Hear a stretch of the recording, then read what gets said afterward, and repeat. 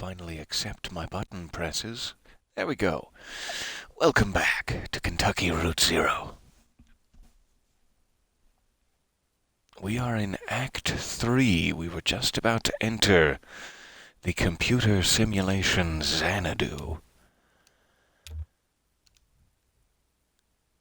And I have been trying to remember. I know there's that little interlude of limits and demonstrations. There was like an art gallery exhibit of things Lula Chamberlain had put on. I believe one of them was in relation to this, that like tape deck installation.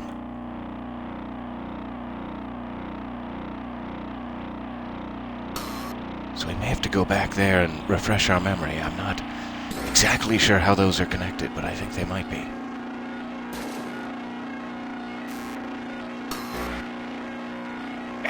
Den of Ardo, is that what it said? Hard to tell.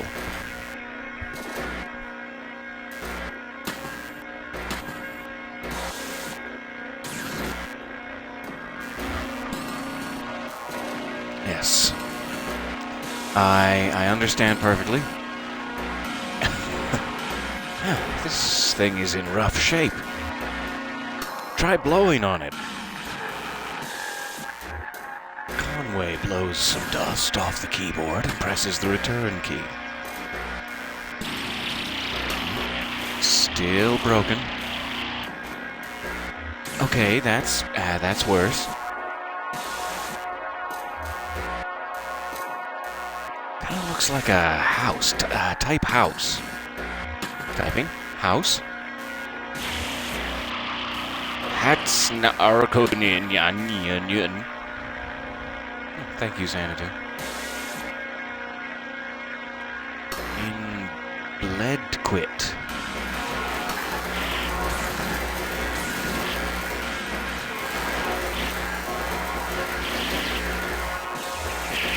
Okay. Yep, no. Oh, calm down.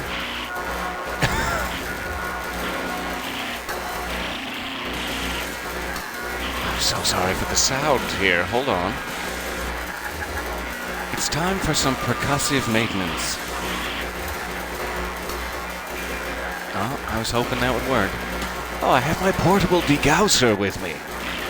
Old systems like this one can build up a remnant magnetic field that sort of warps everything along whatever pattern it's settled into.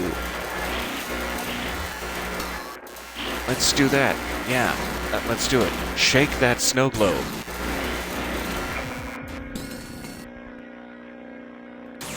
Golly, that was Hall of the Mountain Gink. Degauss. Degauss again. Oh.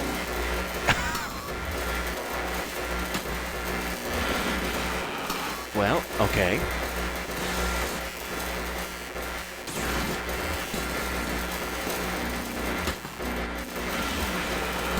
Premature end of file. Press any key to quit.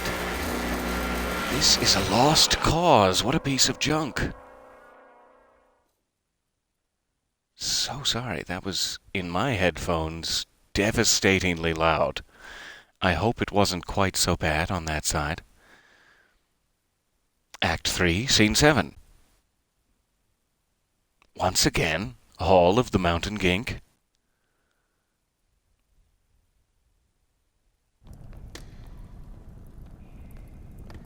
Bizarre. And what was that about Lula? Maybe Donald knows how to clear it up a bit. Goodness, I hope so, Donald, because my ears, see, they cannot take another session of this. All right.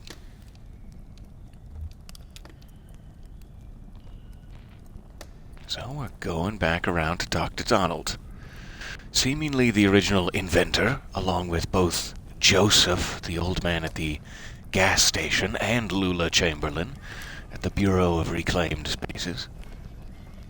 But for some reason, neither Joseph nor Lula are working on it now. It became just Donald's thing. And he got some other assistants like Amy here. But now the black mold from the cave seems to have creeped in and disrupted the system. It also has warped the system in some way and made it, like, alive? If I'm remembering.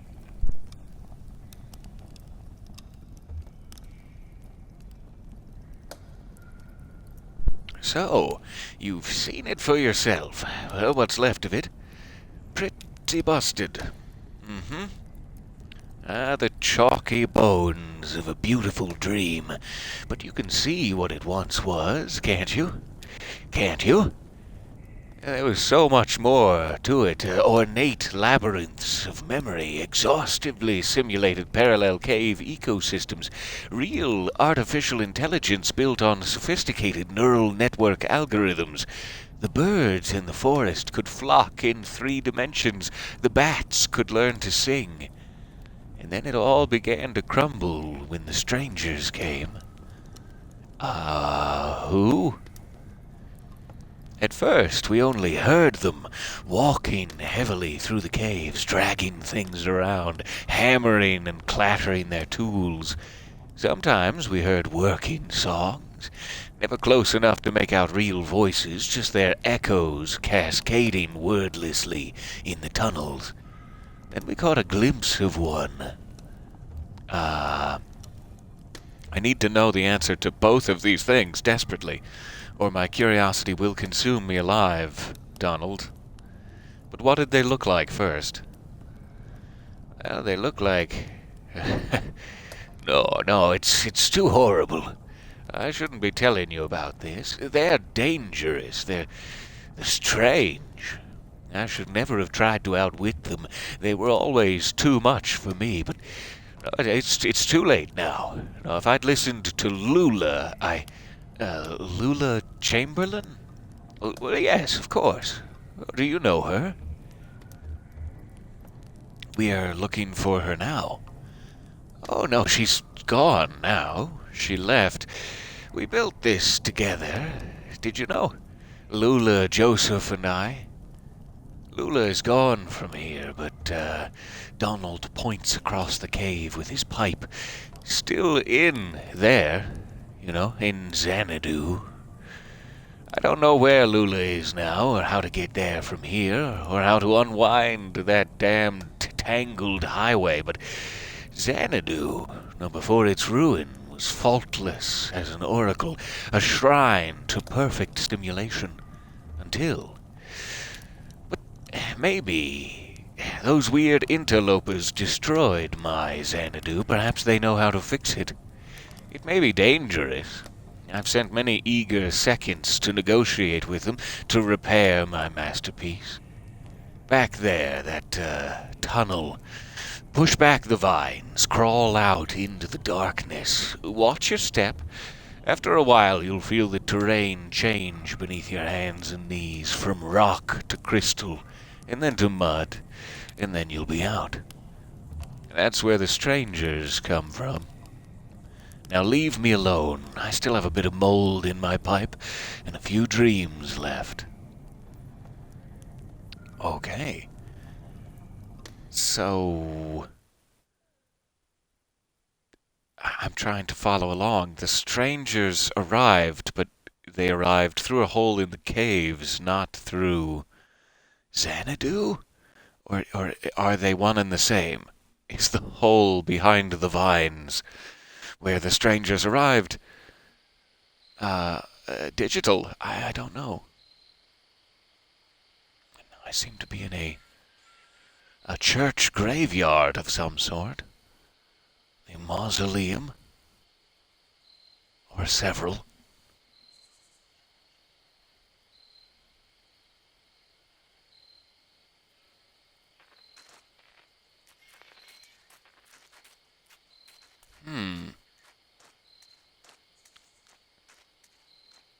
I'm not sure what we did. Well, this can't be right. It looks like an old church. I'm assuming we must have followed his advice and crawled out through a hole somewhere, but... Okay. Worth a look inside. I guess. I want to stay outside. Okay, that's fine. I'll stay with him. We can look for lizards. Okay, we'll make it quick. Alright, so I am Ezra, out looking for lizards. How are you, Junebug? Find any lizards? I wasn't really looking yet. Yeah, nice cover story, kid. Oh, he wasn't really looking at all. He just didn't want to go in the church.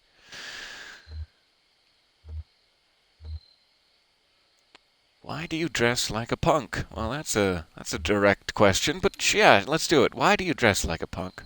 A punk? What's a punk dress like, kid? Can you tell me? I dress like Junebug, specifically. I want to be specific. I think you are. It's the middle of the night, and here you are in a graveyard. Any other kid your age would be in bed. You've just got to make choices and own them. You think I was born this foxy? No, I came off the assembly line about a half-foot shorter and all gray, no eyes. They were going to have us clearing out the old mine. It doesn't matter what you look like under all that rock and water. A bunch of gray shadows shoveling and hammering invisibly at the walls, draining the tunnels. Johnny found some gear, an old tape player. We hid away in an underwater cave and listened to it over and over, and we knew we weren't miners. We slipped out onto the road, just these two featureless shadows, and ever since that night we've been detailing, coloring in, specifying.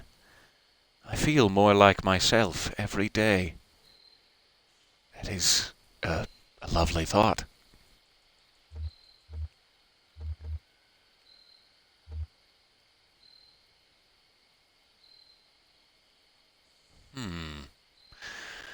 Interesting choices. Some reason I'm drawn to this one. I feel more like myself when it's just me and Julian. Well, there now you're getting specific.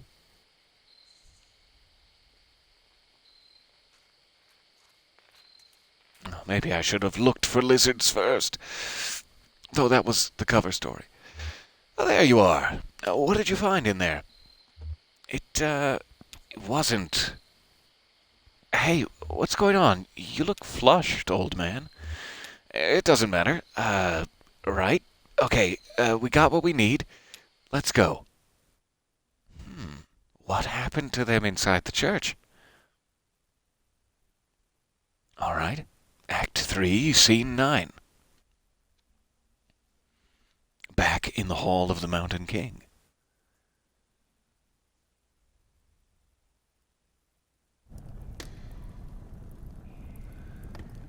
Donald? Hello? We maybe traveled through a thing and got to a muddy place, and then we maybe got something from a church for you. Here it is. It's muddy. Donald singing softly. Trace an orbit round the road and close your eyes with holy dread, for we on mold and whiskey fed and drank from rivers down below. We found your strangers. We know how to fix your damned machine, but I'm not sure it was worth it. Oh, soon the visions will return. What have you found?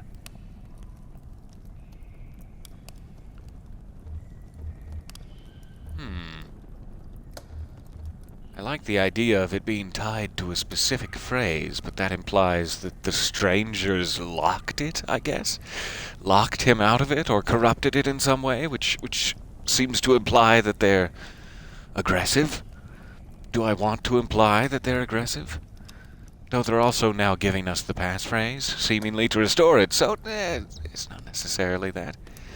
I also like the idea of scraping mold off the timing crystal, whatever that would be. Let's go timing crystal. But the mold... Well, of course, too much mold on the timing crystal would send the simulation adrift, each moment lived out of sync. Oh, but by all means, yes, clean the timing crystal. Alrighty. We have a plan. So nice to see you all there in the chat. So sorry I've been a little, distracted here. But good morning, all.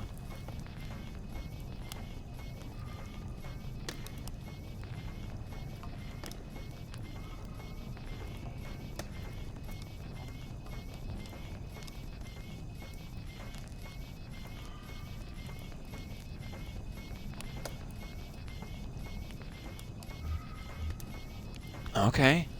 I apologize for your ears, again, in advance. This might get a little weird for a second, but hopefully this time we can fix it. Do you see anything that looks like a timing crystal? Yeah, right here, behind the control panel. Ew, it's filthy. Right, we're supposed to scrape off this black, moldy stuff. Weird. Just following instructions. Here we go.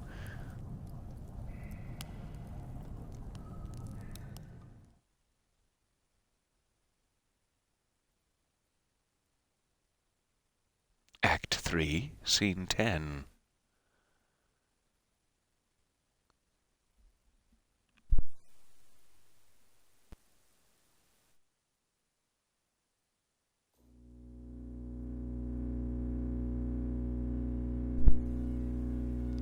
Please have pity on my poor, poor ears.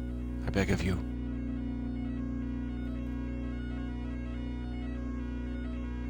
Alright. Xanadu. With a correctly oriented U now.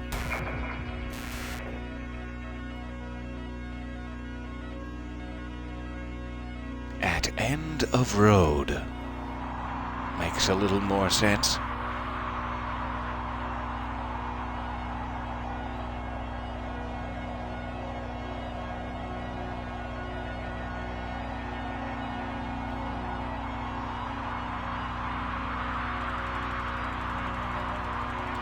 You are standing at the end of a road before a small brick building. Around you is a forest. Go into the forest. Conway, typing enter forest. That's not something you can enter. Just type a direction. Conway, typing north. In forest.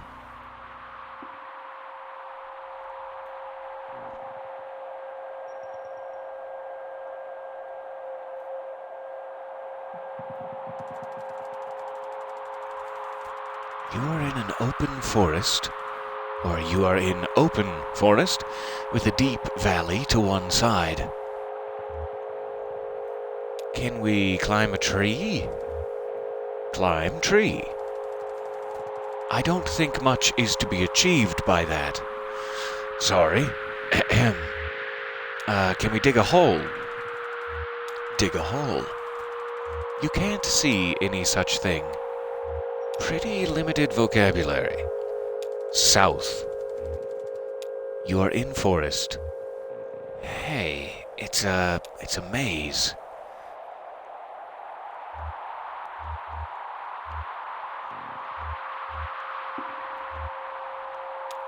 South again. You're in forest. Lula is here. Soldering replacement components in a small handmade radio. Oh, we should talk to her. Lula. Hi, Donald. I'm getting the strangest interference out here. I've been tuning the radio's circuits gradually as we go, swapping capacitor values and tweaking resistor networks. It was working for a while, but everything I can pick up sounds so distant and muffled. Lula hands you the radio. Well, maybe you'll have better luck. You're good at this stuff. Just don't forget to give it back. Okay, so I have a radio now. South again. You're in forest. Joseph is here, tapping with a small stylus on a modified pocket braille slate. A small grey kitten, no more than a few weeks old, dozes comfortably on top of his backpack. Aww, where's the option for aww? Or maybe he has something to say. Listen. Donald, I was just transcribing your footsteps. It sounded like... Joseph runs his finger along the index card he's been tapping on from right to left. Long, weary song, drearily gone, dearly gone. You beat a melancholy shuffle through these woods, Donald. I've been noting down the sounds of the forest with an ear for speech and an inborn filter for poetry, I suppose. So maybe it's me being melancholy after all. I'm eager to see what the poetics subsystem makes of these punched cards. That's the other thing about this system is it's like a text adventure that's based off of real memories that also is supposed to accurately simulate the people those memories came from, and it's supposed to be poetic. It has a poetics algorithm running on it, in addition to the black mold that makes it sentient. We're going south again, if you were curious. Oh, that didn't seem to be correct. At edge of hole. I didn't catch the first one. My thumb slipped. Okay. That looks an awful lot like an entrance to the zero. You're at the edge of a massive hole. The dirt gives way to rock as the ground sinks into darkness. The computer tied to your upper back slickens with sweat in the afternoon sun. Ew. The rope slung around your shoulders slipped under the strap of your backpack, digging uncomfortably against your collarbone.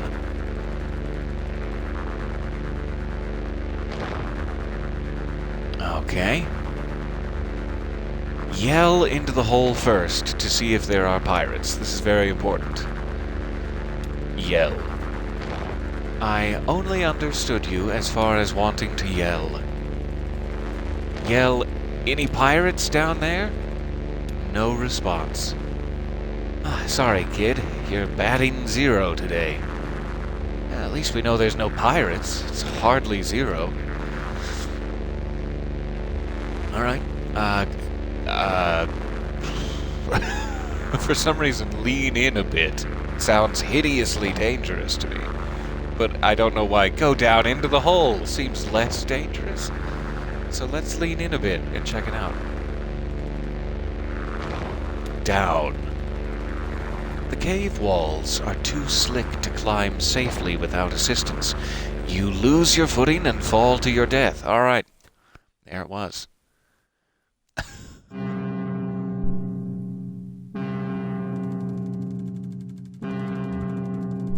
Your score was 0 out of a possible 8,192. Yes, it was. What? I just got an achievement that just says you died. You died. Okay. You may continue or quit. Continue.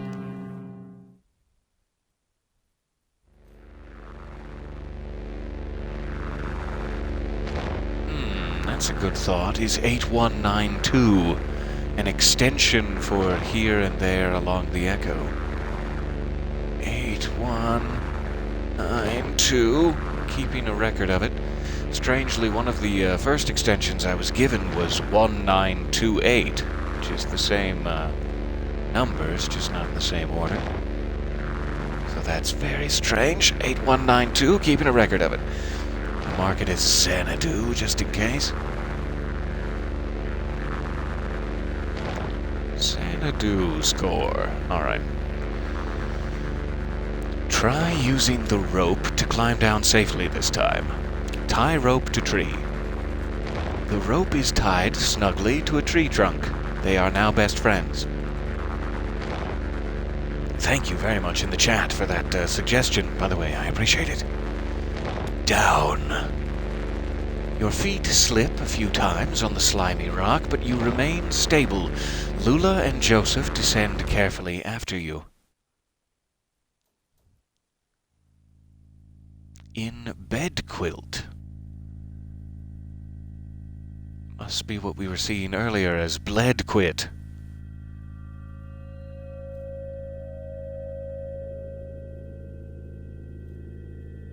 Okay, so are these just different cave passageways? You're in bed quilt, a long east-west passage with holes everywhere, like a Swiss cheese. Joseph and Lula remove the computer equipment they are carrying on their backs and begin setting up.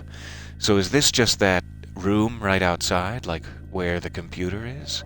With all the meeting stalactites and stalagmites? I wonder if that is, in fact, bed quilt.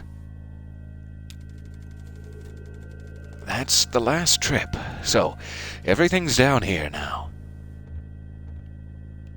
Say something back. Say something back. You make an awkward joke. Don't be so morbid. Lula looks pensive. Oh, Ezra's gonna get one of these days. He's definitely gonna have the right suggestion, so we'll just keep going for it. Where's the treasure? Ask Lula where the treasure is. Huh, if we knew that, we wouldn't have to set up down here. I know you think this environment will help our project, get us in touch with a deep romantic reverence for some kind of profound natural spookiness, but I was more comfortable in our lab. The university picked the worst time to cut our funding. Is there ever a good time? Typical institutional stinginess and academic politics. I mean, I felt like we were really getting close to something. Something. Anyway, I don't know if it's sustainable down here. You know, to live and work here, together. Ask her about the cave. Having second thoughts? I don't blame you. It's unsettling down here. Weird acoustics. Earlier, as we were climbing down, I thought I heard voices for a moment, or... not voices themselves, but like the echoes of voices singing. Some kind of eerie, tuneless working song. I'm glad I'm not down here alone. Joseph looks uncomfortable. Junebug says, jealous?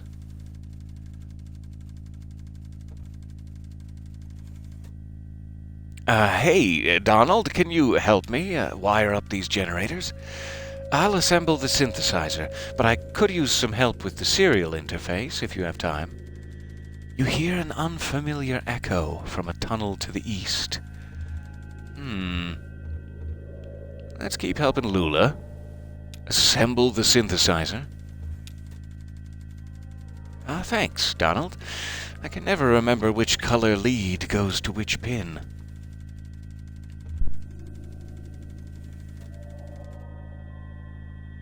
So sorry, give me 1 second.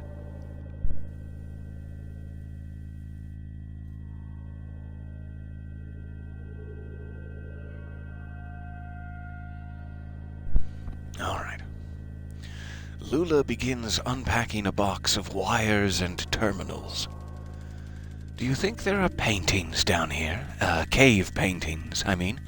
Maybe some old pottery shards from when the world was young and early men and women huddled in these caves to... Do you know, I think cultural fossils are the saddest fossils. Sadder than animal remains, I mean. We might come across a petrified mollusk or a partial dinosaur footprint, and we say there was a point of contact here where a body touched the earth, and maybe there's a little bit of evidential garbage, but the life who owned that body never cared and has moved on anyway. And that's the end of it. But suppose I shine my lantern on one of these walls, and I see a crude painting, thousands of years old, 2 men and a woman, charcoal and blood on rock. Someone put that there to keep something on the rock after she passed. A hope, a relationship, or a moment, a worry, maybe a regret. She made a painting to keep something alive for her, but like that dead mollusk and that itinerant dinosaur, she had to move on, and whatever it was is gone. And now we're looking at this painting, this dangling copy, now with no original. You are interrupted by the ominous echo of a grating, scraping sound from the east, louder than before. What the hell was that? Let's check it out. In tunnels.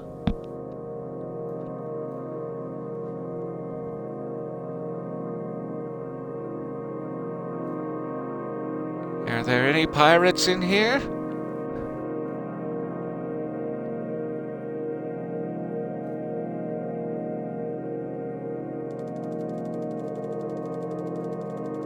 You rush down the tunnel with Joseph and Lula close behind. How do you like all this, kid? It's kind of boring, but I like boring stuff sometimes. Or, there's a lot of reading, but I'm really good at that anyway. And there is a lot of reading, that's true. The tunnel narrows, and soon you find yourself crawling on your hands and knees. Navigating the tunnel gradually becomes more awkward as smooth rock gives way to jagged crystalline surfaces. So now we're following Donald's instructions. This makes sense to me. I don't know if we just did this without being able to see it and it got us to that church, or what that was exactly. This is what I was expecting to happen after that conversation with Donald. Scratches and taps echo from the end of the tunnel, some short and piercing, some slower and groaning as if dampened by water. However, like what Lula was just saying in her little existential speech there about this is like a copy, a painting, a cave painting on the wall of something that came before, so it's like they are one and the same thing in all likelihood. The tunnel opens into a large room.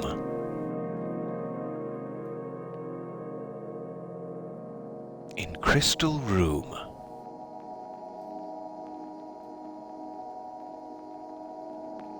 Hello, sir? Madam? Others? Looks like the skeleton we saw at the stage play at the very end. You are in a large, irregular chamber. The walls, floor, and ceiling are covered with crystalline projections. Strangers are here. Okay, so the skeletons must be the strangers that came in through Xanadu and, took it over? Strangers are here, scraping black mold from the crystals. They look up when you enter. One of them seems about to speak. Finally! Let's listen to what he says. The stranger reaches for a box he's carrying and presses a plastic button. The box whirs to life, and a crackly voice blurts something unintelligible, then slows to a deep gurgle. He looks at his companions momentarily in confused disappointment, then he returns his awful gaze to you. Joseph flees through a tunnel to the north. Bye, Joseph.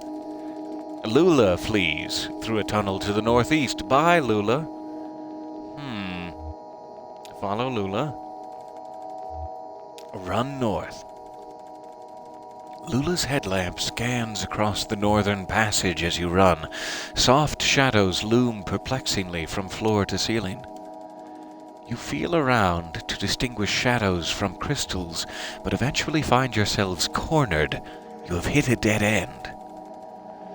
Who are they? Let's find a way out of here. Escape. That's not a verb I recognize. look for escape. You can't see any such thing. Listen, I think they've gone back to work. They seemed strange somehow. Maybe they've forgotten about us. All right, let's try to pass them. Quickly now, don't make eye contact. Then we'll find our way back to the equipment.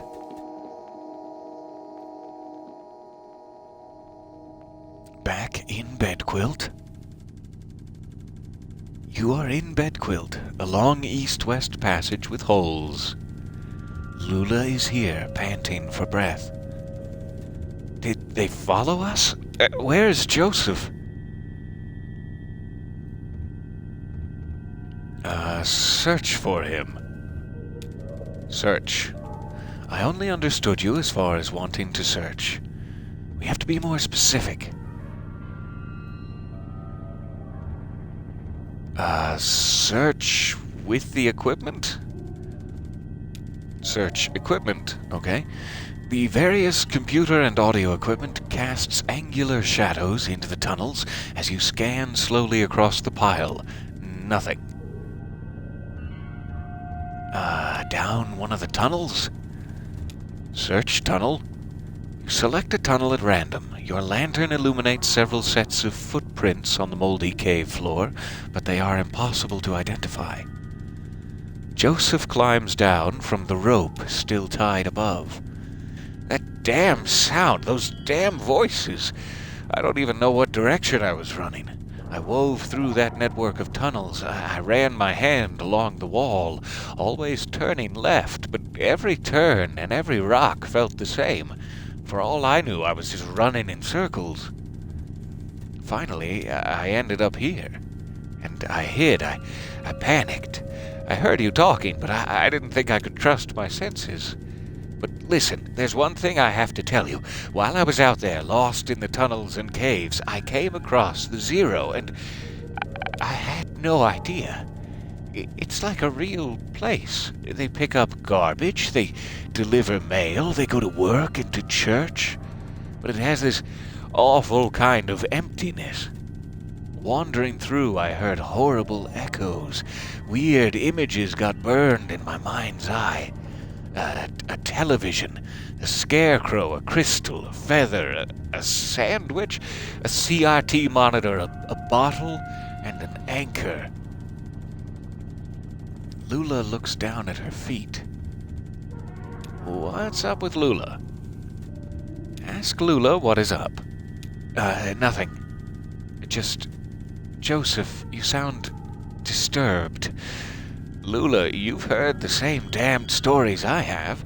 It doesn't matter now, damn it. I'm leaving. To hell with all of it.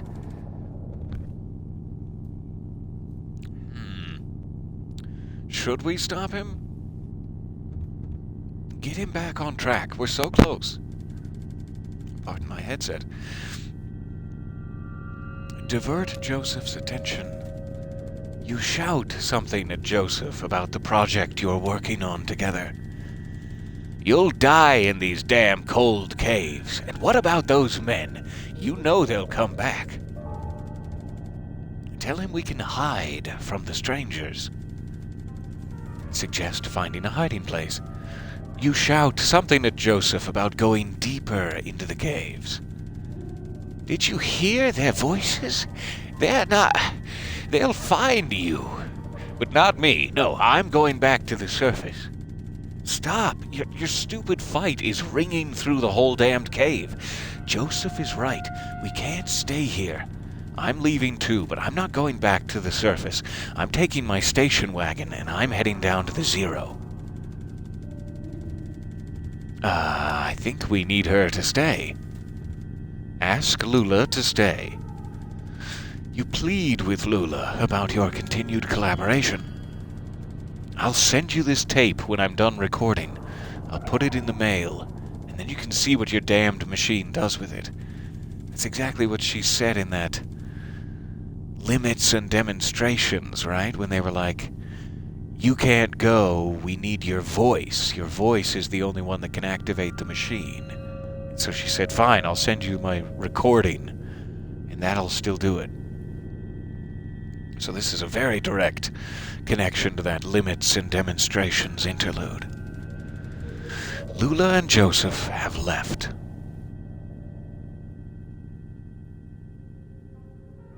In tunnels,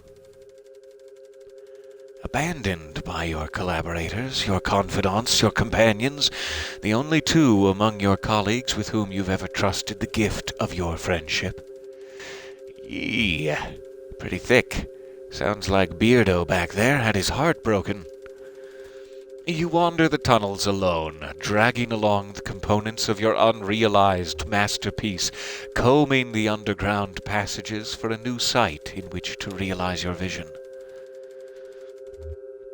Sounds like a genius. How do you mean? Vain. Vanity, ain't it the truth?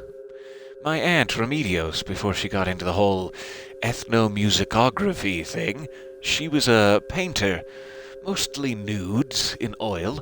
She had this model. I'll never forget him. Big, classically physical guy. Looked like he was about to storm Troy, you know?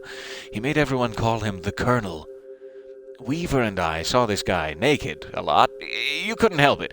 He was always posing somewhere in the house, chasing the light from room to room while Aunt Remedios made a sketch of his profile.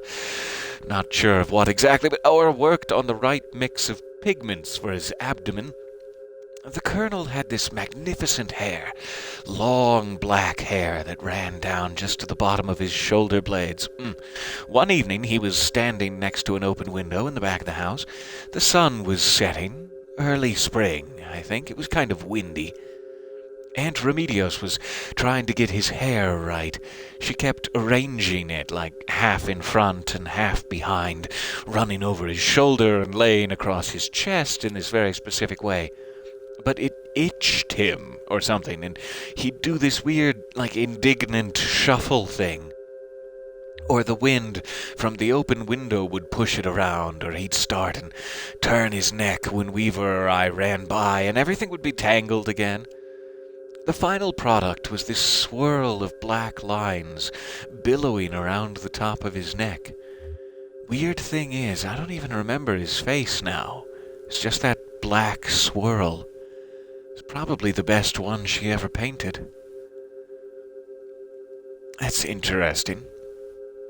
It kind of sounds like Visage, one of her other art installations.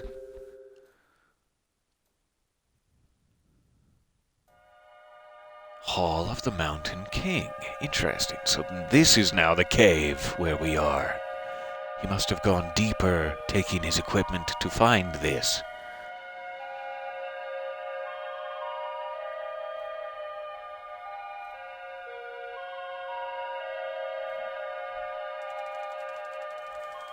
After what may have been years, you stumble out of a tunnel into a cavernous open space. Stalactites adorn the ceiling like grotesques. In the center of the room is an enormous rocky spire. This is where you will set up your equipment and establish your legacy. And there it is. Your legacy. Established. Now is the time to continue your work. Research assistance, 0. Realism index, 37%. Romance index, 2. Mold coverage, 0%. You may hire a new research assistant, assign assistance to a task, or sleep until tomorrow. Interesting. So now it's like a text adventure management simulation game. Okay. It's evolved. I guess I need to hire a new research assistant. Hire. Uploading job advertisements to university message boards. You have hired Roberta. She's the lady in the back who was saying, "The kingdom is in peril," or something like that. You have hired Roberta, who studies fairy tales. All right. Hire a new research assistant.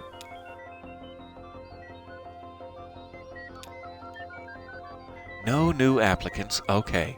I'll let some time pass. I guess we have like 3 now.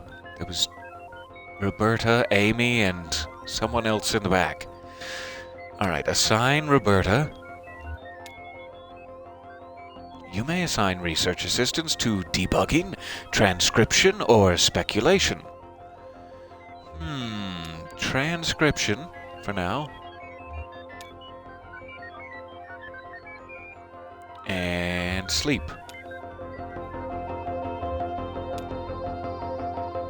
Time passes. Roberta types up some lurid imagery from a dream journal. Now is the time to continue your work. 1 research assistant. I've lost some realism. My romance index has increased. Strange. 9% mold coverage. You may hire a new research assistant. Let's try.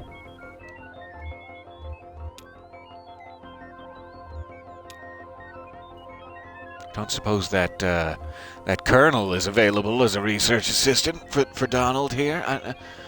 You have hired Marianne, who studies fine art. Assign assistants.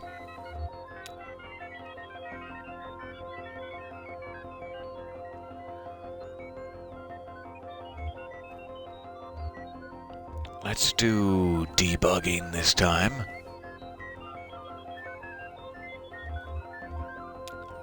We'll do 1 to debugging, and 1 to speculation. If it will let me do this.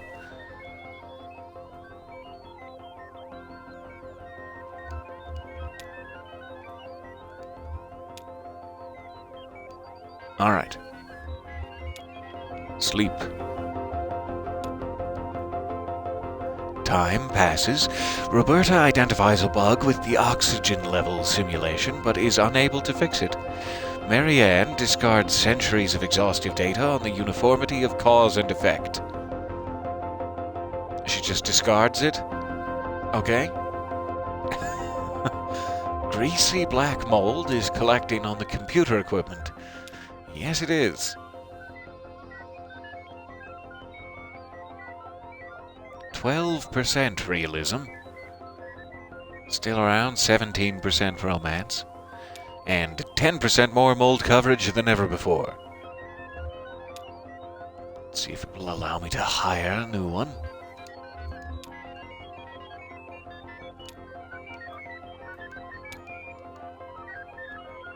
You have hired Weaver, who studies mathematics.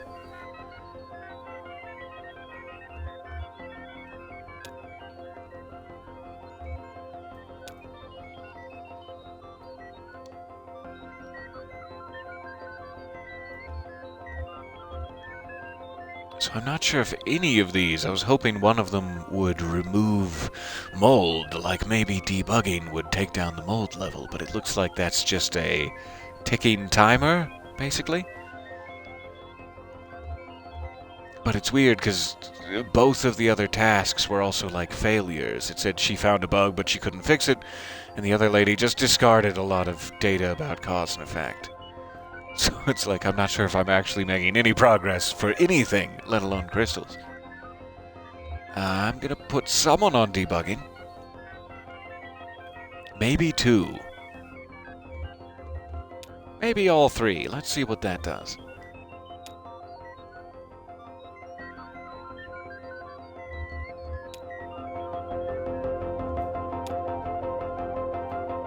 Time passes. Roberta makes adjustments to the echolocation algorithm. Bats now fly normally instead of getting hung up on each other's wings and clustering together like horrible leathery tumbleweeds. Can I play that game, though? That sounds amazing. Weaver fixes some weird math with some weirder math. It's not important. Marianne widens the tunnels slightly to reduce the need for extra crouch commands. Thank you, Marianne. Intruders. Uh-oh. The strangers are doing something to the equipment, but you can't make out what. You cannot make out with the strangers. Stop it. They don't have lips. I don't care how high your romance index is. They need lips. You hide behind a rock until they leave. With trepidation, you emerge from your hiding place hours later. How's it look? I'm not convinced this is getting us any closer to the zero. Yeah, it had to be said.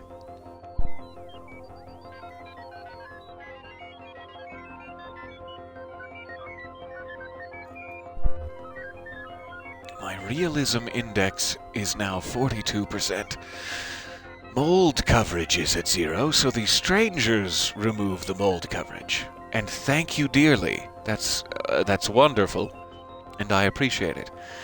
However, having to see all that mold removal in real time has significantly hampered my romance index. Okay. So, can I hire anyone else, I guess is the question. Or do I have all the people, hire a new research assistant? You've hired Greg, who studies architecture.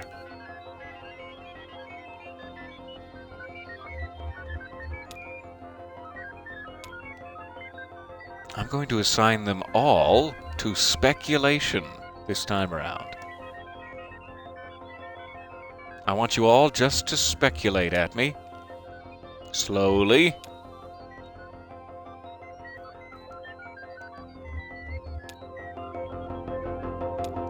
Okay, what do you guys come up with? Roberta makes a convincing argument for the edibility of stone. Ah, bravo, Roberta. Marianne posits that nature, not reason, is the master of the master of industry. Greg muses about the love lives of fungal colonies. Ah, Weaver had ideas. Weaver follows the strangers into the tunnels. She doesn't return, but neither do they. Now is the time to continue your work. So does that mean that I won't be getting any more help with the mold? And is that what actually happened to Weaver? I guess it is, because this is a simulation of what happened. However, my realism index has gone down, so is it a simulation of what happened? Still confused. Let's see if there's anyone else available. It being a new day, you've hired Rick, who studies library sciences.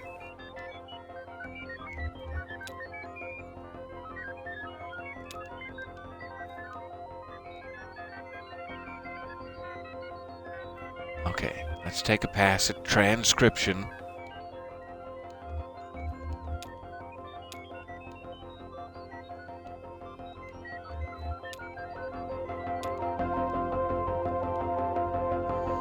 Greg extensively notates tunnel diameter as a function of length. Marianne carefully transcribes the sounds of dripping water in all their variations over a period of several hours. Roberta summarizes the migratory patterns of bats through the tunnels. Rick transcribed experiences. Greasy black mold is collecting on the computer equipment. Maybe we should try to start over or something? This doesn't seem to be helping. So yeah, I don't know what is hidden behind here.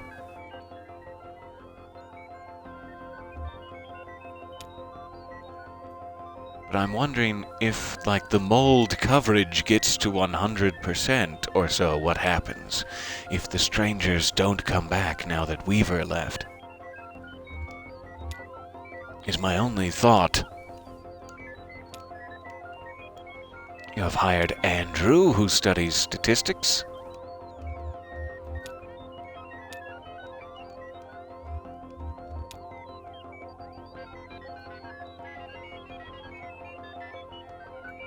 It could also be that I need like a specific set of people on specific things. So far, these all just seem to be random messages that don't really matter what you assign them to, but it could be that I need one person in each or something.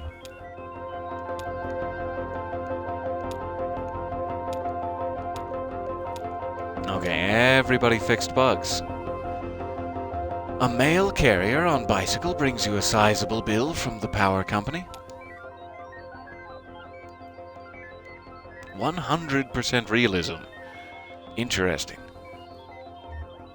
27% mold coverage. I'm just going to try to sleep directly this time without assigning anyone. So nice of you to stop by. So sorry to waste your time here, but thank you and hope your meeting goes well there. Intruders. The strangers are doing something to the equipment. That's weird. You hide behind a rock until they leave. And now the mold is at 0%. So yeah, even though Weaver left and it said, now the strangers won't return, the strangers have returned to clean the mold. So I really don't know what's hiding back there. That seems like the telephone answering system. There are definitely things hidden behind here. Especially that weird score of 8,192. Like, what would be the way to get that? But I will finally follow Shannon's advice here. She's told me twice now that this doesn't seem to be getting us anywhere. Ezra wants to keep playing. Okay, sure. We can keep playing. There must be something here. Let me try to continue hiring. You have hired Amy. That's good. Amy is an actual person who's still here. She studies human-computer interaction. All right.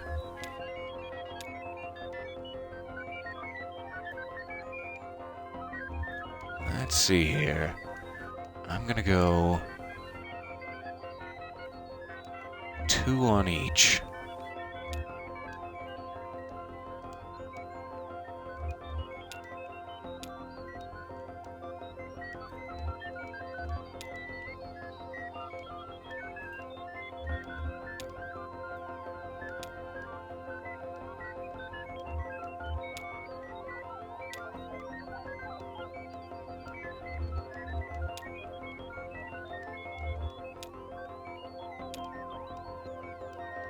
All right. And sleep.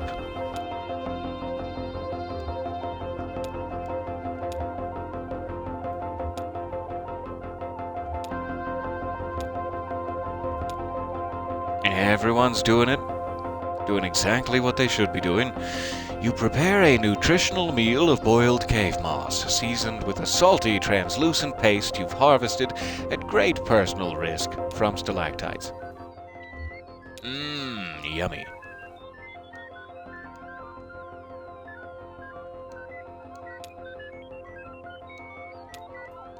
Okay.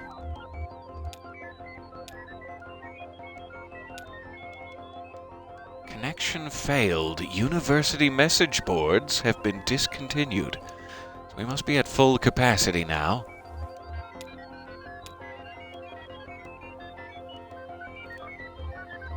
I'd like you all to speculate. It's another one of those days. Casual Friday. Speculation day.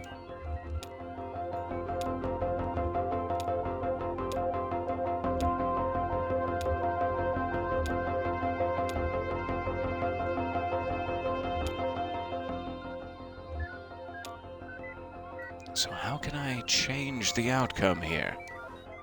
Now we're down to 50% realism, but my romance is off the charts.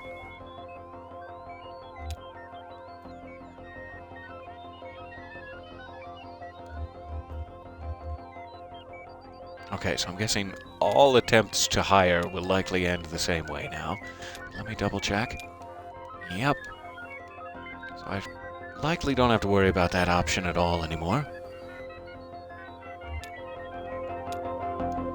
see if you dream fitfully. You, Lula, and Joseph stand in a hallway. The walls are blank beige. It's just after winter quarter, but before spring, so there are no students around. Joseph says something clever, and Lula leans on his shoulder. You wish that, instead, she had taken your hand, or that there were any other option. Oh, Donald. Oh, I'm sorry, Donald.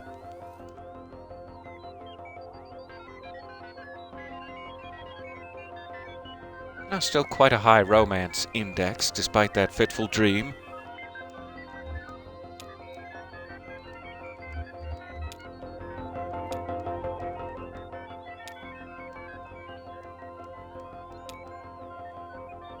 Okay. So there's nothing changing now. Intruders, finally they leave. And yes, they have cleaned my mold. So yeah, this is just not doing anything. There must be some sort of secret here. Hold on 1 second, let me see.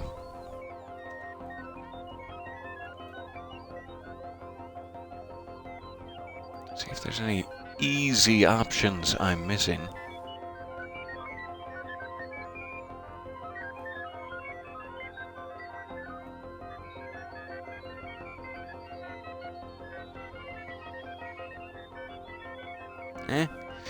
Not seeing anything. So, despite the fact that Ezra may not like it, let's go ahead and pursue Shannon's option here. Oh, come on, kid. Alright, quit. Are you sure you want to quit? Yes. That was a rhetorical question. Quit game? I only understood you as far as wanting to quit. This is no game. Maybe we have to lose or die somehow in order to start over. Eat the lamp. Eat lamp. Don't be ridiculous. Oh, come on. Okay. Maybe we have to wait it out? Wait indefinitely.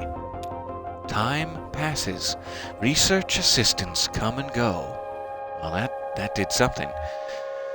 You don't encounter the strangers again, but sometimes you can hear the uncanny echoes of their voices off in the tunnels. Years pass. Mold accumulates. You and the remaining research assistants take to burning disused equipment in the center of the room. The black mold is intensely flammable and makes an excellent catalyst. It leaves behind a sweet, narcotic perfume. One night, you have visitors, outsiders, different ones. Then, later that night, an old friend. You really did go deeper into the caves. Premature end of file, press any key to quit. That's so weird. So were they talking about us, and now also Lula is back? Act 3, Scene 11.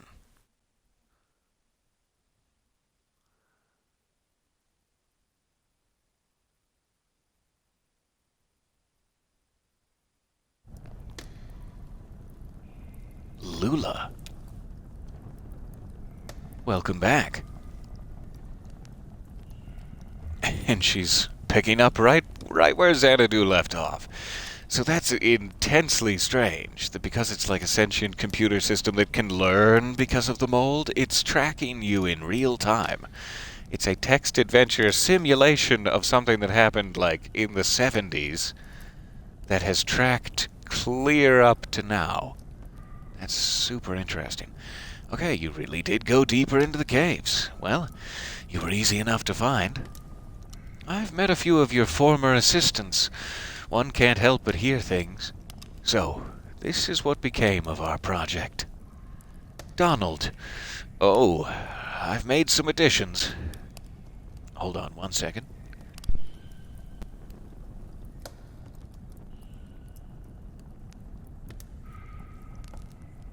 All right. Oh, I've made some additions. Joseph stole the data tapes for the first half, so I've had some blank spots to fill. Yes, I know. He published his version, actually. I'm sorry to report that it's a bit tediously sentimental. I wonder if they're talking about this in some strange way. If this is the version that Joseph published. Or if they're talking about something else in universe here. Okay, we've been looking for you. So you found the address data? I'll just pass it over to Donald here. Donald, will you be a dear and crunch these numbers? We're looking to sort out a street name collision. Dogwood Drive. Wasn't the Bureau going to process it? I insist. I have cycles to spare. I'll just pack my pipe and get to it. I should only be an hour or so. Andrew will carry it over to, I'll be at the Bureau for the rest of the night. Just mark it private materials for the attention of Senior Clerk Chamberlain. How do we get to the Bureau from here? The bridge. Yes, the bridge. Through the gate over there. Donald, sentimental. Now we, too, recede into history. Good night, Donald. To Shannon, meet me at the Bureau, and we'll get you on your way. Head counterclockwise to the cathode ray, then turn around. Then it's just clockwise until you find the Bureau. All right, counter, ray. Quietly, between us, I think you should drive.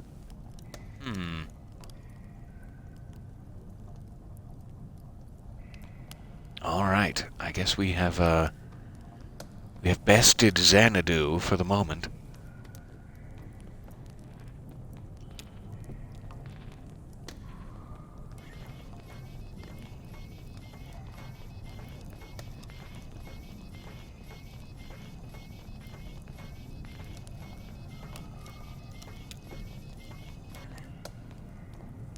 And we're headed down.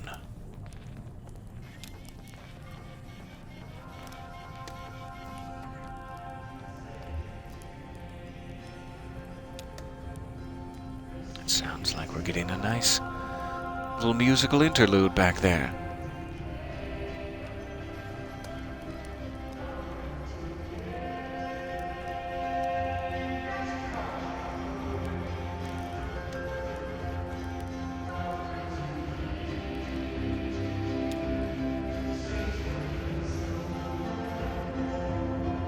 Someone has left a portable tape recorder on the path.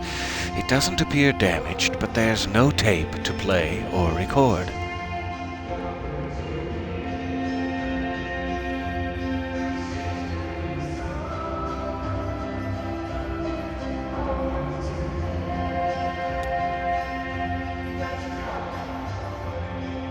A bookshelf was carried only partway up the path here before the project was abandoned.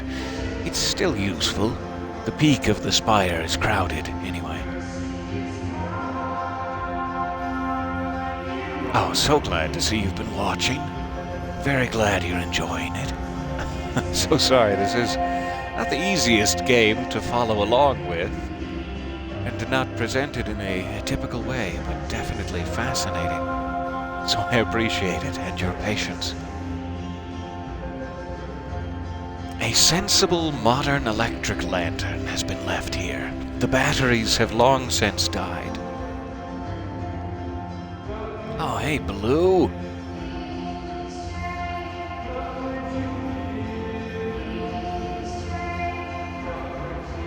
And Johnny, good to see you again. Sorry to keep you waiting so long.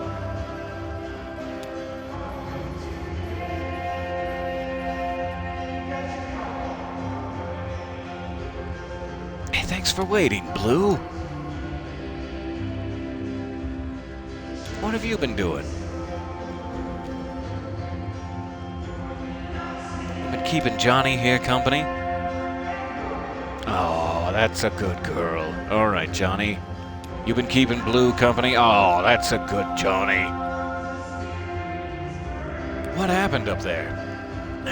Just a bunch of computers. Johnny yawns. Fair enough. You're all caught up. So now we're on the other side. The truck was on one side of the broken bridge. Now on this side of the cave, it's on the other side of the bridge.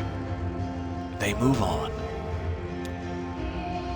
So I'm going counterclockwise until we hit the cathode ray.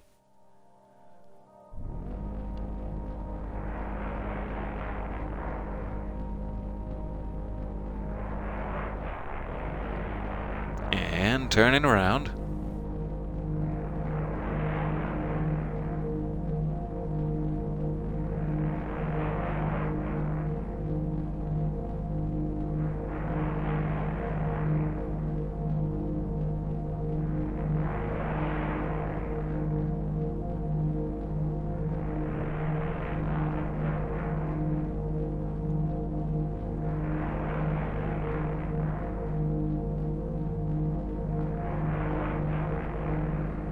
Here's our old friend the Scarecrow.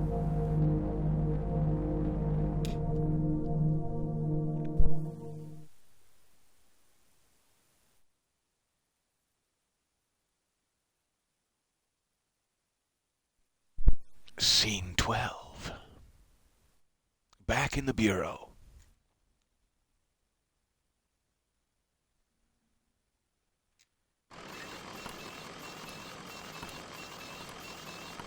Oh, costume change. Lovely. Johnny, looking dapper. Ms. Junebug, fantastic stuff.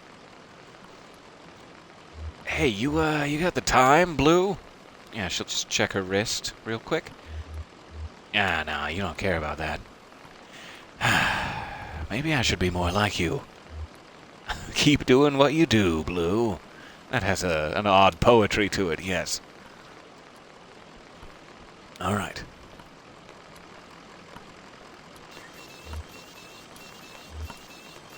I'm imagining we must be nearing the end of this act.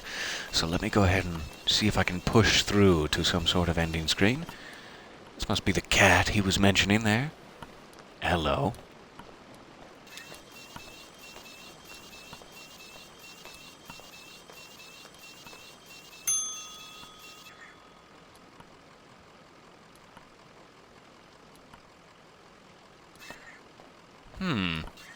Oh, there she is. I was impatient. Sorry, Lula. Ah, here you are. Marianne has the rest of the evening off, so I'm minding the desk. Marianne, I wonder if everyone at the Bureau of Reclaimed Spaces sounds like they used to be a research assistant for Donald's project. Rick, Marianne, etc. Okay. Any word on the address? But yeah, Junebug wants to make a nice statement. Nice place. It is, isn't it? Sometimes I forget. The acoustics in here have a way of grinding one down. The results just came in by courier. Good news. Donald and his assistants were able to sort through the noise. I had Rick cross-reference their results against some of our records. He found a corresponding mail stop on the Echo River route. As it happens, the night ferry is scheduled to make its stop here shortly. The ferryman catches the mail and collects the garbage as well. I'm sure you can catch a ride out that way. I'm very wary. With what we've seen, being pursued throughout the adventure by a Greek chorus, and seeing everything in symbolic, metaphorical terms, I desperately want to avoid getting on a ferry with a ferryman. But okay. You're welcome to wait here. I have to get back to packing. Are you going somewhere? I might. I'm feeling impulsive, and I'd like to be ready. Maybe back to Mexico. It's been years. They still have one of my sculptures in a museum down there. Did you know? Big, ugly iron thing. Time to have it scrapped, anyway. Safe travels. Do try to stay out of the water. It's colder than it looks, and deep.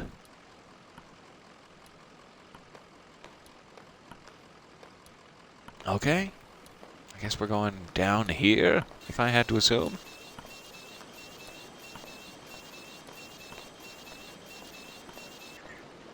Well, maybe not yet. Can't get past the cat.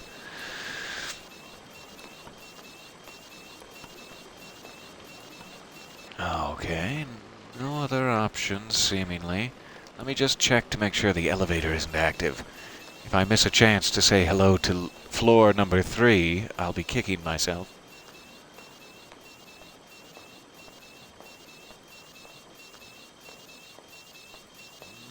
Looks like they've got it closed off this time. All right, fair enough. I'll wait for the ferry. But thank you for indulging me. I'm guessing this should be about it here. Let's see what happens.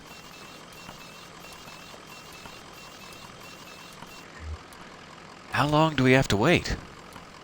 Oh, who knows? All right, what happened? What? In the church, at the graveyard. You two came out of there all weird, so what happened? It's okay, you can tell them. It doesn't matter anymore.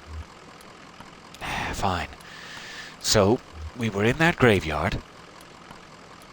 Oh, we get to know, right? We get to...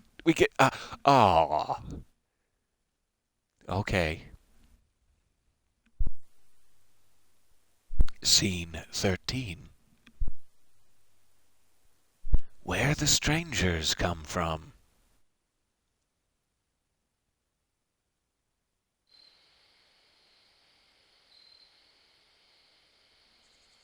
We're back at the church.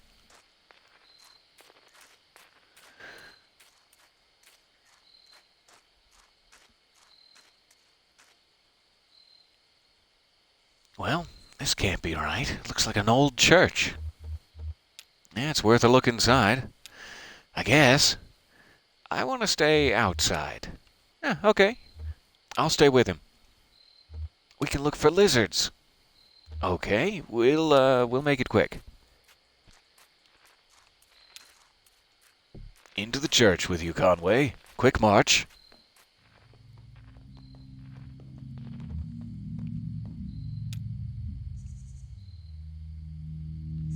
They've got one of those, what do you call them?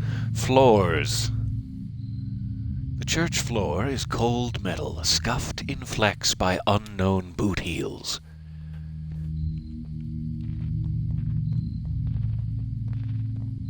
There is a still inside the church, okay.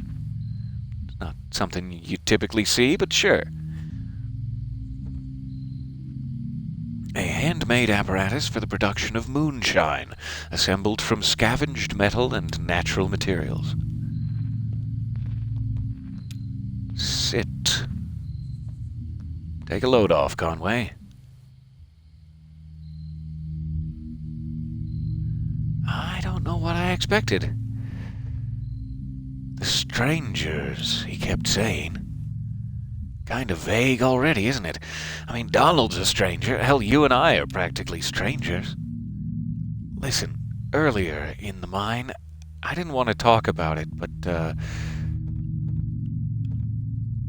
what did you find down there? Well, when I saw Weaver, she was on TV. I was testing a pretty simple tube repair, flipping through channels to check the saturation, and she was just there. It was kind of horrible. I mean, I told you she disappeared, suddenly ran away, but you thought she was dead. Yeah. I guess I don't like to say it. Dead. And then, the next time I flipped to channel 2, Weaver gets burned in my vision now. Like, she's standing in a room. The walls are a blank kind of gray. There's tape on the walls, like markings and desks, like a classroom, maybe. The camera's in the corner, so it's this sort of 45-degree angle into the room. And there's Weaver, right in the center of the picture. I stopped turning the dial. Hell, I think I stopped breathing. Eventually, she spoke. There was no real sound. No, just this awful hum. I read the closed captions. She said to go to the mine. I'd find something there. I can't remember her exact words. Whenever I try, I get distracted, fuzzy. Shannon coughs into her sleeve. It's so dusty in here, right? I hadn't noticed. Huh. Maybe it's me. I'm kind of allergic to... What the hell was that? Did you hear that? We should check outside. Okay. Going down.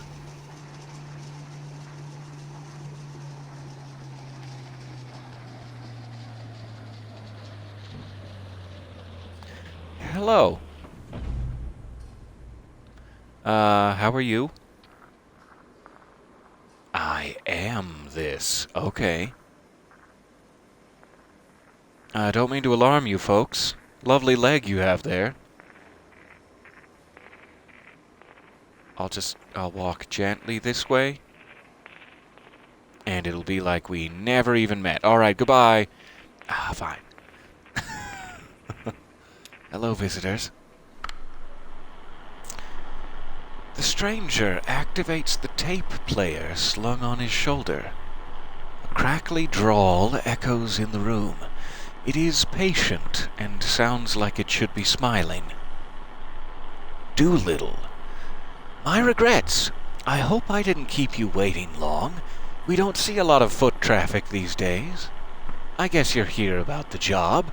I'm afraid we only have one opening at the moment. A horrible business. What's this job? Oh, certainly. I'll tell you everything you need to know.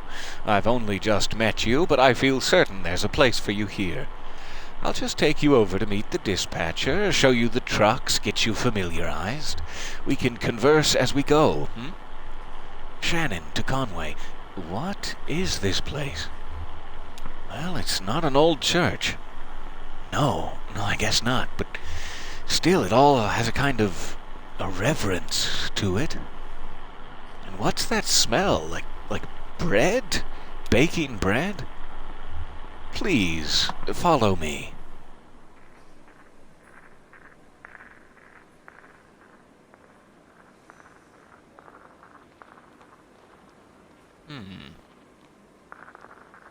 What does that upside down, crossed out U symbol mean in this case? That was like the Xanadu interaction button, but...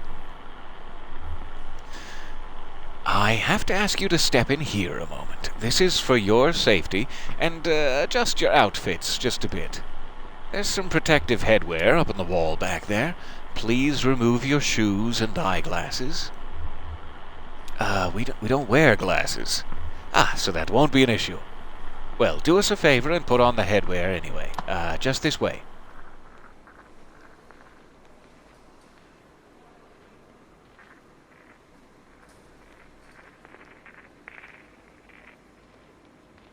All right.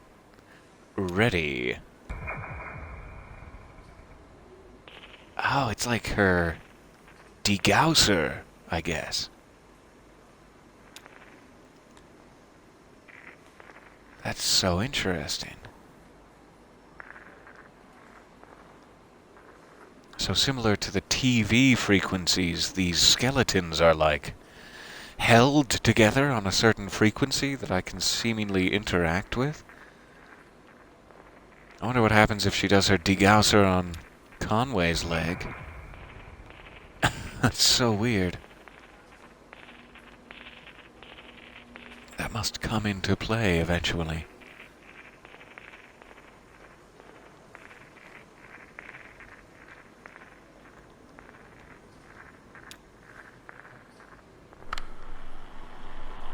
More new arrivals this evening. Oh, plenty to do. Got to relay the formula. What formula? Eh? Oh, the formula. It changed our lives. Once, years ago, we were as prisoners to the intricacies of our debts here. We'd have to account for everything on paper, compounding interest by hand, reassessing amortization and leveraged asset distributions according to nightly merit decay. Then she stepped out of the dark caves to show us the light of the formula. She had a brilliant grasp of mathematics and a saint-like way of speaking right through the numbers. That's amazing. So Weaver, the mathematician, seems to have fixed a problem for these ghostly folks, whatever they are. Now we just plug our daily numbers into the formula and run it all through the adding machine.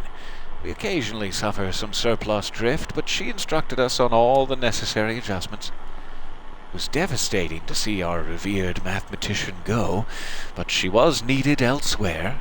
Her legacy abides. What job are they working? I don't know that it's been settled just yet. You see, sometimes we take on newcomers already in debt to the distillery.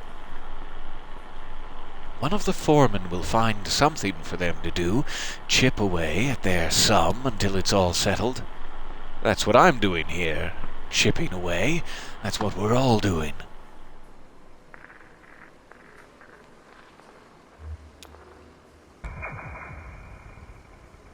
Oh, everybody's getting degoused. Hey, Earl. This is Earl. He used to be a beekeeper. He borrowed some used casks to store the hives, but the interest accrued more quickly than the honey. Now he works for us here in logistics. It's weird that this is like a distillery, though. I don't know what that's symbolic for. That we're all being... like, I know he sold people's debts at the bar to this distillery. And now whatever their debt is, they have to continue to work it off well into the afterlife, perhaps some sort of, like, Davy Jones bargain? I'm not sure. Not sure if I got this guy. If I was close enough.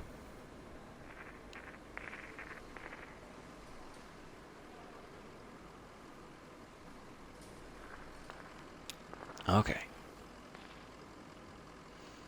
Wow, check this stuff out. It must be decades old, but it's in perfect condition. You really like old electronics. Yeah, I've got it bad. That's why I got into this business, to keep old stuff like this running. Seems like such a shame to let it just fall into ruin, you know, like that computer back in the cave. Decades of engineering, thousands of years of mathematics and philosophy all petrified into living stone. How could you just let that fall apart?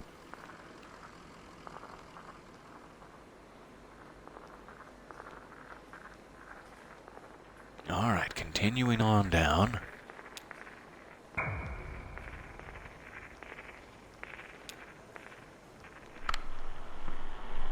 Here's the fleet. We just use these to get around internally. How big is this place? Oh, it's grown a great deal over the years. Incredible to think, really. When Mr. Bishop founded this operation, it was only about 1,800 square feet, and half of that, or more, was occupied by camouflage, to keep the law out. Hiding out in the back of an old church, purifying spirits by handmade fire, a kettle and a dream. So, the trucks are just east a ways, in shipping. You can become acquainted with the dispatcher there. Give me a tap on the shoulder if you see something that catches your eye. Always happy to show off the facilities. Sublime machinery. All right.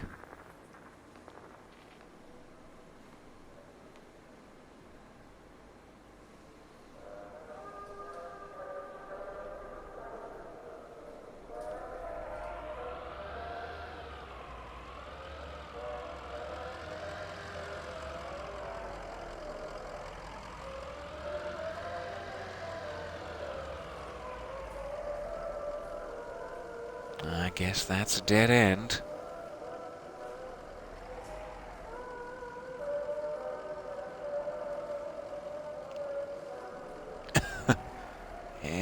time now.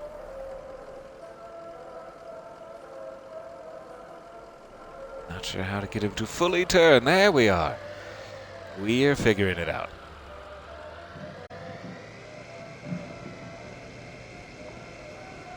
Alright, distillation.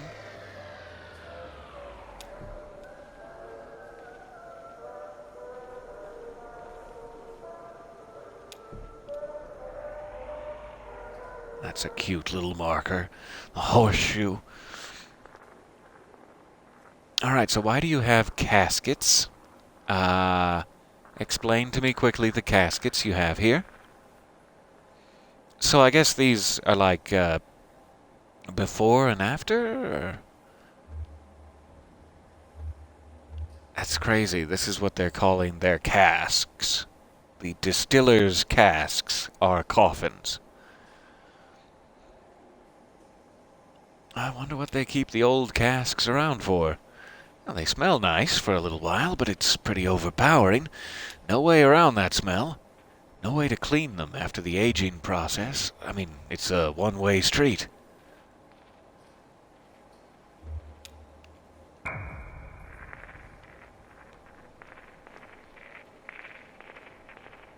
I guess that guy's up on the catwalk. I thought he was standing down next to us, but that was silly. How about this guy? Connie. Connie, how's your rat? Connie is a great lover of animals. Do you know she's adopted over a dozen pets in as many of the last years? Of course, death comes to all things, great and small. The distillery found that the remains in her makeshift pet cemetery were trespassing on our subterranean property. Our hand was forced. In order to avoid the legal extinguishment of our easement, we were required to file a civil suit. Ever the level head, Connie agreed to a pre-court settlement to pay off her fines by working for us here. That sounds horrifying. So she buried her pets, and the pets in the afterlife became nuisances in the distillery, and this was a debt she then had to repay with her soul? Seems to be the implication. Confidentially, don't let them catch you looking too closely here. Not within our purview. What's it for? That keeps us honest in the eyes of the state. Well, in the eyes of the management, anyway. We keep pretty well out of view down here. Not much of a chance of being spotted by a helicopter, huh? But if the law came knocking, we could say we were logging and securing our virgin spirits. We could say.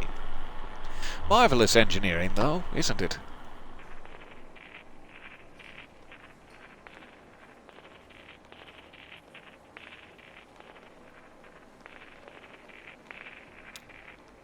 Okay, warehouse. Feel that draft of warmth, like a summer breeze. This is the aging warehouse. How many casks have you got aging in there? Oh, I couldn't say exactly. Take a look at the inventory report later, if you like. Plenty, though. Of course, we only have half our aging stock in here at any given time. Most distilleries let their whiskey sit in casks through the cycle of seasons. In summer, the wood expands and the whiskey seeps in, picking up flavor. In winter, the wood contracts and squeezes the whiskey back out. Down here, there are no seasons. Each workday proceeds from the last in an unbroken chain of climate control. So, we make our own seasons. Each cask alternates in a weekly cycle between the cold ground upstairs and this heated warehouse.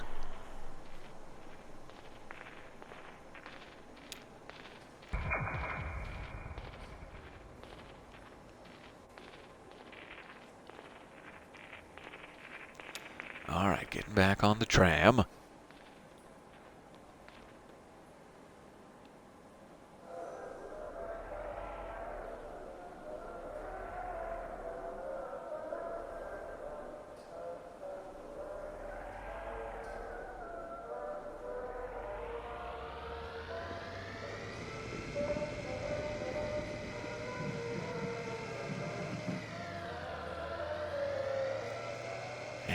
past the trucks out east.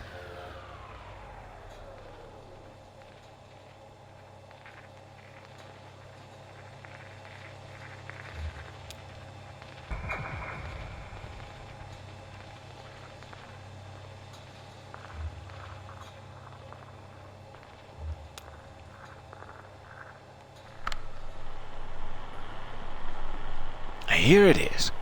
Now, I have to ask, as a matter of course, what kind of experience do you have driving trucks? I drove deliveries for an antique shop, up until this last run. Haha, precious cargo. You'll do just fine. And you can drive safely, can't you? I haven't any doubt now. It's only after what happened with Miguel this evening. What happened with Miguel this evening? Well, the dust is still clearing, of course. Perhaps he closed his eyes a moment, or simply hit a curve too devilish. I do pity ill-fated Miguel. He was good company, slow to anger, but if we're speaking confidentially, well, with all that lost product to be repaid, bourbon and glass dashed across the interstate, and a few casks, too, well, we're all just thankful he had no next of kin. So, let's see if we can ring up the dispatcher. That's very interesting, mentioning a highway accident. Like how the blind man at the gas station did right off the bat. Doolittle starts the truck and switches on the CB radio. A deep, monotonous voice drones from the dashboard speaker. Dispatcher, 1020 on that load, come back. Radio voice, number 1. Up in the Hummingbird Cave, 1012, Kitty City. Doolittle into radio. This a good time, dispatch? We may have found Miguel's replacement. I thought you might like to get acquainted. 10-9, come again. Doolittle to Conway. Introduce yourself. Hello? It's me, it's Conway. Tell dispatch something impressive about yourself. They're very well regarded here.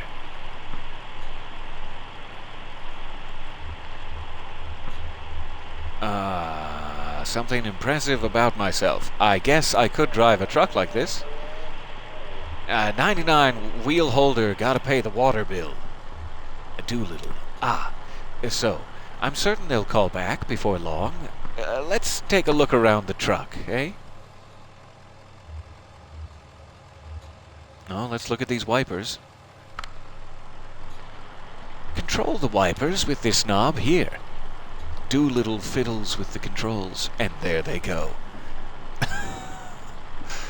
They seem to have a decent torque to them, eh? I can't say how they'd fare in an ice storm, but we must never delay a shipment. Better to assume the risk. You folks watch the weather closely? Oh, I wouldn't know it if I saw it. Too many years of climate control. Have I mentioned I rarely, if ever, leave our facility? I wouldn't know the rain if it drowned me. Huh. I don't know what this option is. They ditched class for the day to drive in the rain. It was pointless to stay. All review. He was a lost cause, and she didn't need it anyway. She was smart, bored. It was time to cut out. Shitty day for it, though. 83 and biblical flood.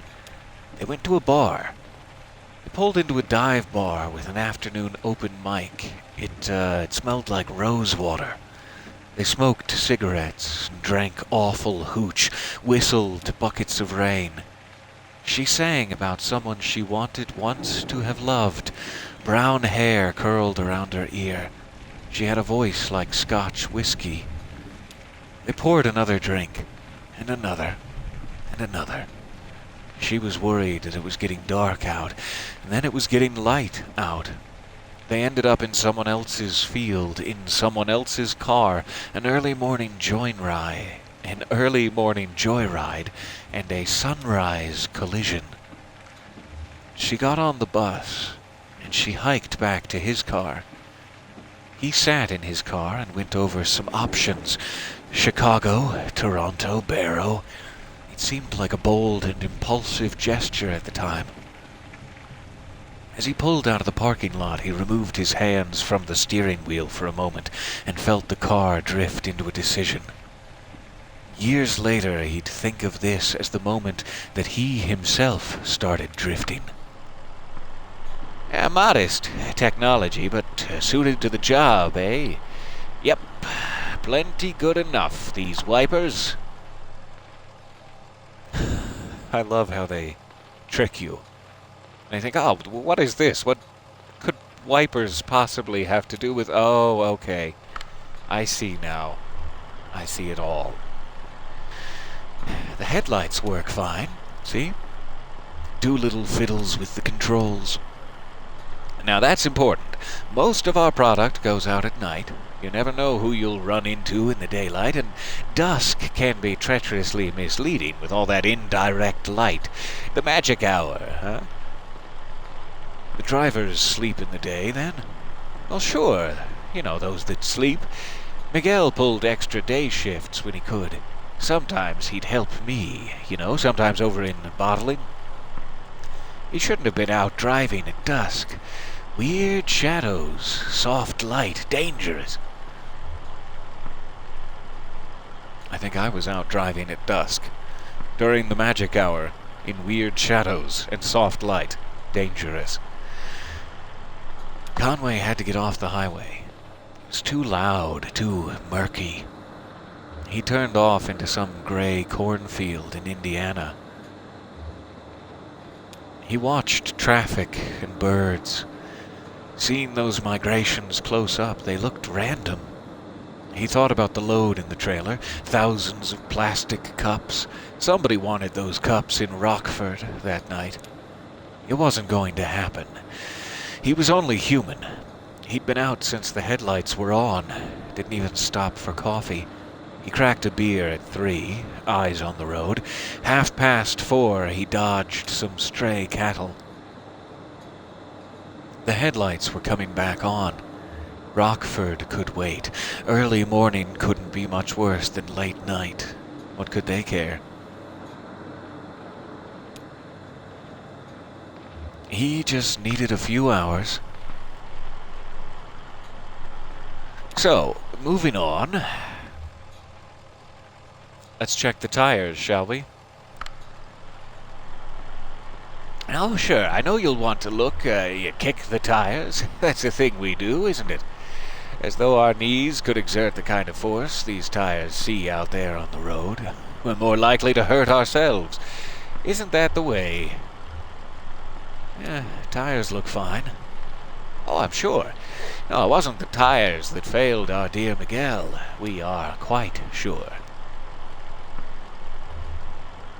Conway sat in a dim room full of folding chairs.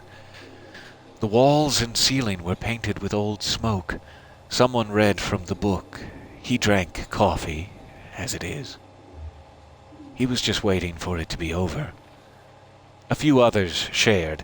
They spoke in abstractions like a program of action, a good orderly direction, spiritual but not religious, religious but not spiritual, all the things we tried. And then it was over.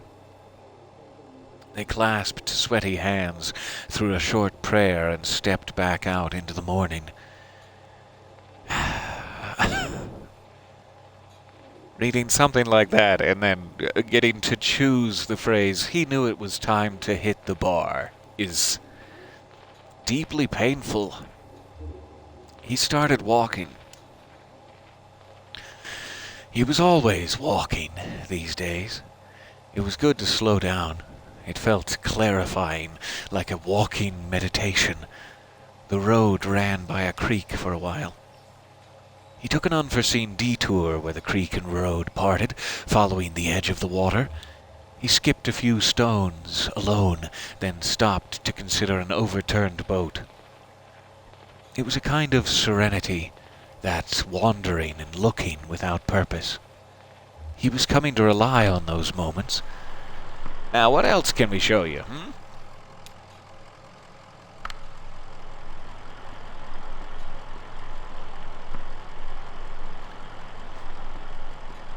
Oh, it looks like it's just about ready to go out. We have some good, strong folks in shipping here, so you never need to worry about loading if you don't want to. Bit hard on the knees and back at our age, eh? Of course, you'll have to unload at the destination, but that's the job. And some drivers like the extra shift, stacking and loading here. Did Miguel load his own trucks? Oh, he did. It was a jealously guarded task for him. If I didn't know the man better, hear me now, I say if I didn't know the man better, I may have suspected he was skimming off the top. Conway woke up on baled hay. Everything was too bright. His head hurt. The usual. Lysette and Ira argued loudly just outside the open barn door. She wanted Ira to take him inside and shower, have some coffee, get to the job.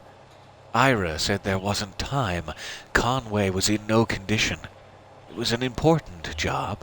They couldn't put it off. Ira said to let the deadbeats sleep it off and then send him packing. He said Charlie could do the job. Conway stepped out of the barn, shielding his eyes.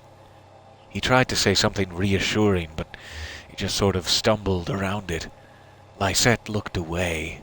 Ira just spat and went inside to wake Charlie. Ira was a stubborn man.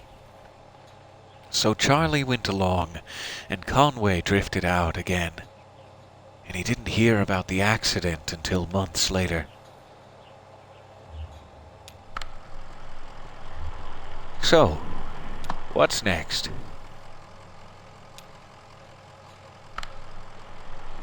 The truck's radio crackles back to life. Driver, come back. Ah, there's dispatch. Now, tell them about your experience. Tell them the truck's in good shape. Tell them you'll start in the morning.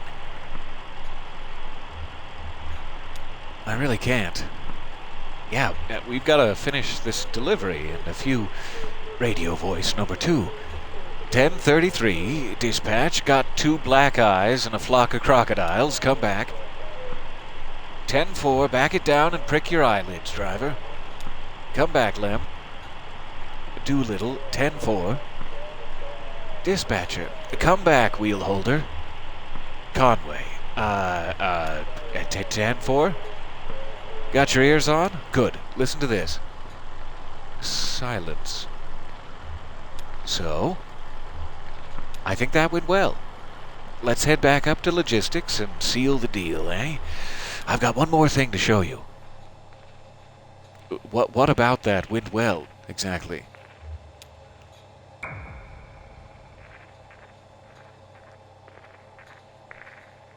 It seems a little dark now. A little dark in here.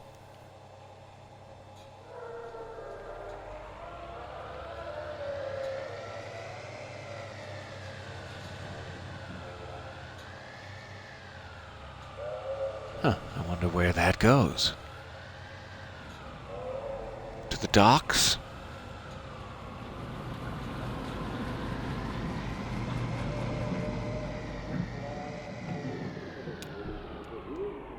And the mess hall. Interesting.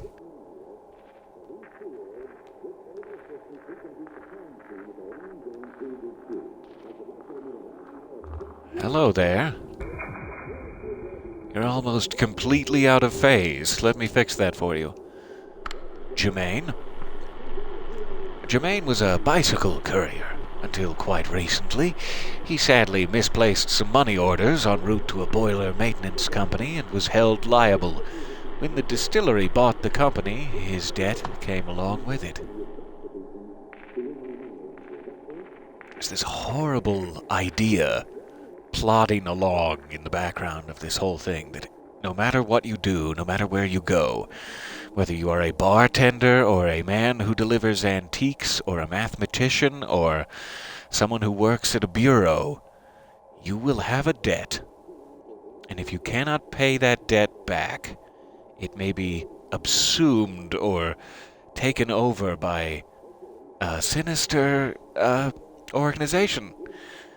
And it doesn't matter which path you choose in life, you all end up working for this distillery in a weird way.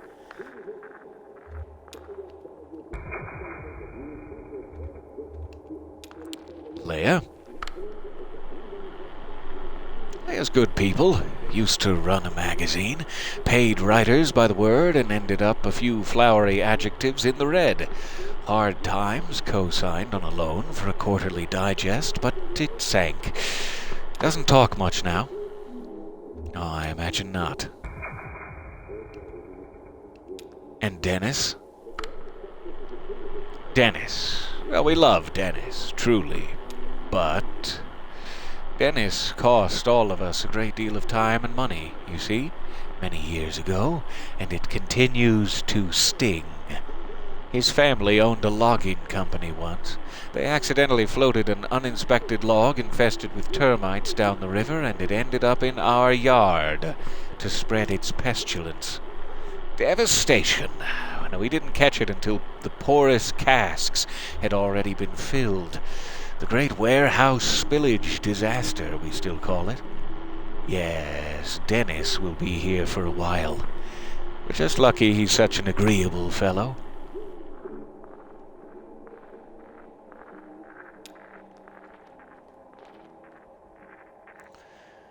Do you think you could ever live somewhere like this? It seems lonely. Yeah, I guess you don't... Where do you live? I stayed in a barn on the Lysette's property. On Lysette's property? Oh, damn. Hey, I was living in my workshop, right? Hey, now that your shop is closing, I guess you're... Yeah, I guess that's me, too, now. If I can't get my landlord to change the locks back. Just a couple of vagrants, huh? Well, we'll figure it out. Will we? Is that the point of this game? I'm not sure if we're gonna figure anything out. Oh, who's that? Raoul. This is Raoul, our young prodigy. Raoul's been groomed for the role of master distiller. The distillery's paid tuition for his chemistry degree, and in exchange he's here serving out an apprenticeship, and shall be for many years, I expect.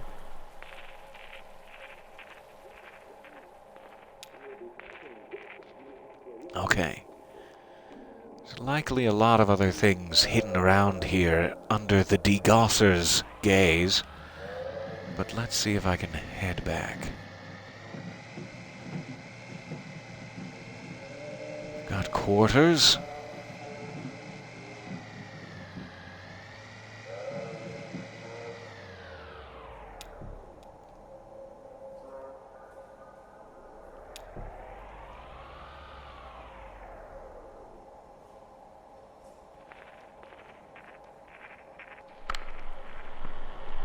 Let's head back upstairs, eh?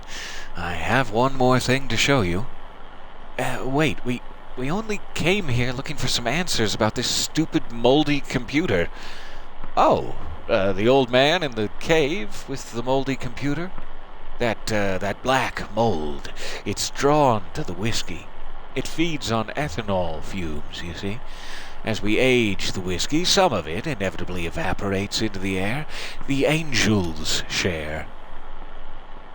It goes through the vents here and out into the caves. If we can scrape up that mold, we can usually apply some pressure and cold to it, squeeze and condense the angel's share back into drinkable whiskey. Every drop counts when you're making a living on the stuff. So we'd go down and scrape it off his equipment, just like any other place it grows. He kept sending his people here to drive us away. Paranoid, truly paranoid. Well, now we have the formula, so we don't need to go collecting mold. Since we stopped going down there, I'm sure the mold's gotten pretty thick. Try cleaning off the timing crystal. That'll get you going, I'm sure of it. So, join me upstairs? So there's where we learned the secret, in our flashback.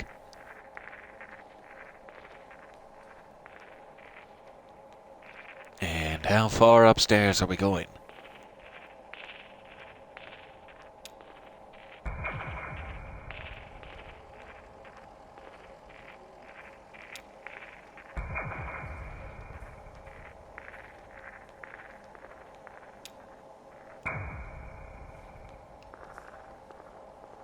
All right.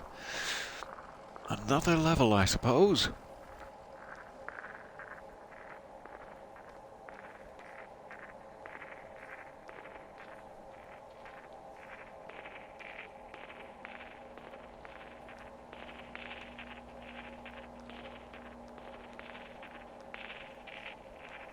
If you don't mind,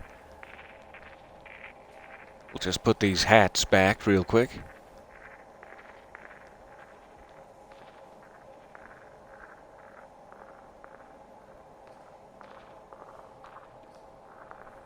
Ah, that's unsafe.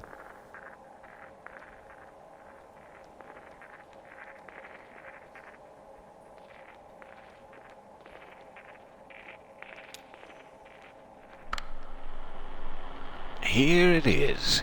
A beauty, wouldn't you say? It's an antique, you know. What is it? Why, it's an adding machine. This is where we come for our daily ritual, to calculate the day's interest and repayment according to the formula. I usually do so at the beginning of my shift, so I know how many hours I need in order to keep up. Yes, I believe you'll do well here, sir. Happy to have you. Congratulations, you're hired. Wait, we can't. It's customary here to start each day with a shift drink. Let's make it special. Mark the occasion. This is the top shelf stuff now. Single barrel. He does not, down the hatch, Venum Memoriae Mors, or something like that. I really desperately don't want to. No. No thanks? Thank you, I have no choice. I didn't select anything. Oh, decent enough. Welcome aboard. He's not working for you. We have to get back to our... He has a delivery to make. Oh, what's this? Not working? Are you turning down this opportunity? She's right. I have to make this, I'm disappointed. And I'm afraid that leaves us with a delicate problem. As I indicated, this is the top shelf stuff you're drinking now. It isn't cheap. If it's not your first shift drink, well, and there's the matter of this tour just now. You see, my time and experience are billed at quite a premium. This is not good for you, my friend. Oh, you're in quite deep. By my back-of-the-envelope estimations, well, we have that in common, I suppose. All of us. Yes, I'm afraid you'll have to work this off somehow. Well, it's just the way of it. What's happening right now? You can start tomorrow. Take the time to settle your affairs. Of course, the interest begins to compound immediately, and, well, we'll go over the formula when you get here. I should get back to work. I'll see you tomorrow, then. Great. Just great.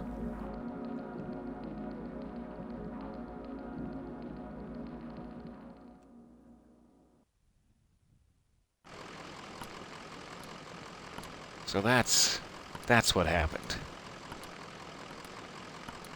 So, I guess I start in the morning. I guess. I'm confused. That's just the way these things go, kid. Huh. Well, that still gives us a few hours to roam, right? Where's that ferry? Where is that ferry indeed?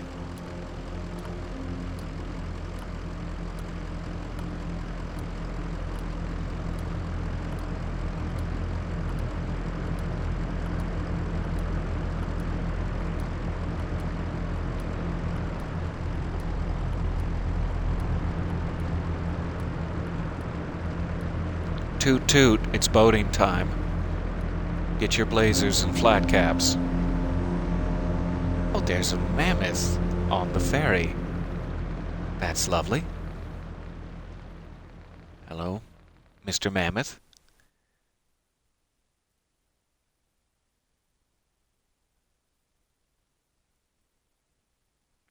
End of Act 3. And the bargain has been struck.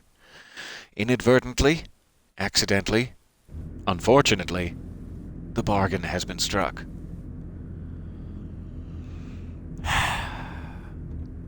All right. So there is still something we're missing in limits and demonstrations, and it sure would be interesting to go back there now that we've played through Xanadu to see if there's more references. And then we will be on to Act 4. Thank you very, very much for your time here this morning. I don't have high hopes for our dear friends, but in some way I also do. We will press on through tragic circumstances and see how it all ends. Thank you, and I will see you again soon for more adventures. Bye for now.